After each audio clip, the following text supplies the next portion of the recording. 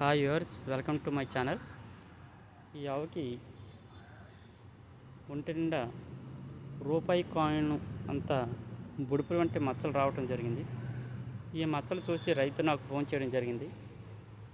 నేను ఈ కేసుకి వెళ్ళేసరికి ఆవు ఒంటి నిండా రూపాయి బిళ్ళలంతా మచ్చలతో ఉంది.